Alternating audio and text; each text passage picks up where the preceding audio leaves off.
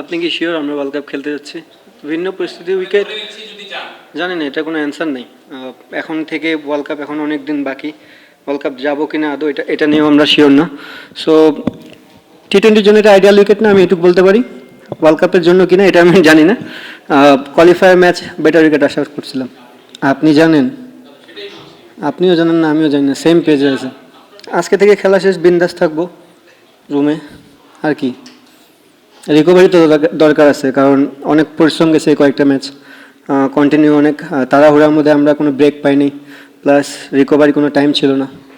আপনি যখন international cricket খেলেন, একটা গেম খেলেন, দেন ব্রেক পান, রিকভারির সময় থাকে, স্ট্রেংথ অর্জনের সময় থাকে, বাট হোল বিপিএল আমার মনে হয় না কেউ এই সুযোগটা পেয়েছে। স্পেশালি রংপুর টিমটা একদমই পায়নি, কারণ আমরা ব্যাক টু ব্যাক অনেকগুলো গেম খেলেছি। আনফর্চুনেটলি কোয়ালিফায়ার থেকে বাদ পড়ে গেলাম।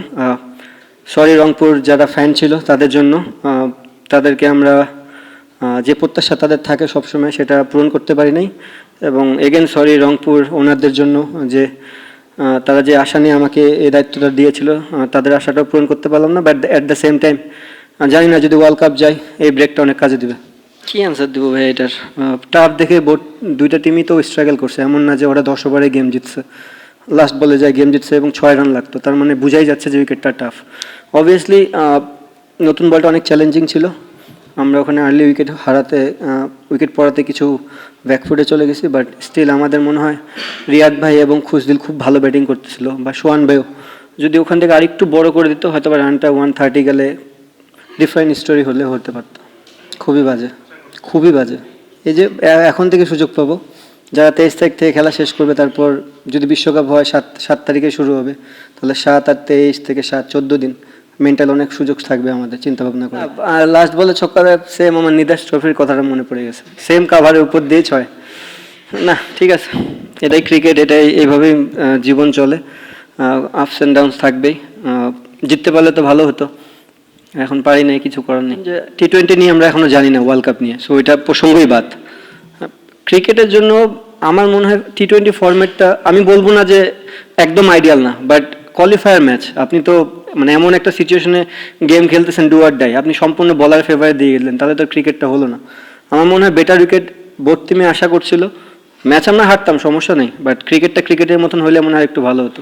দেখেন ভাই, অনেক কিছুই লাইফে আইডিয়াল না, বাট সার্টেন টাইমে চলে আসলে ওটাকে গ্রহণ করে নিতে হবে। এই যে আমরা এতগুলো টি-20 ফরম্যাট খেললাম, ম্যাচ খেললাম বিপিএল, এটাও তো আইডিয়াল না, বাট খেলতে তো হচ্ছে। এখন কি করবো বলেন? না, এটা কি অ্যান্সার দেবো?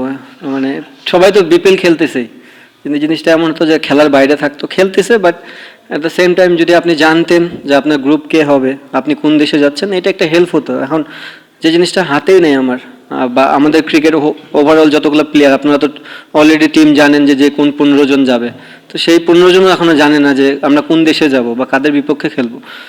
আমার জায়গা থেকে আমি যেমন আনসার্টেন, সবাই আনসার্টেন। আমার মনে হয় পুরো বাংলাদেশই আনসার্টেন এই মুহূর্তে।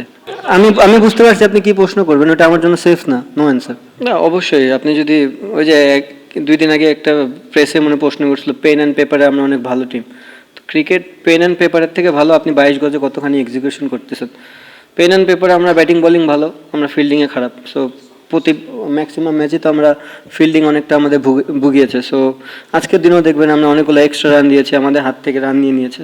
সো যখন লো স্কোরিং করবেন তখন আপনার ফিল্ডিং ইউনিটটা অনেক ইম্পর্টেন্ট। থ্যাংক ইউ ভাই, আর মনে কেউ কষ্ট নেন না আমার অ্যান্সারে।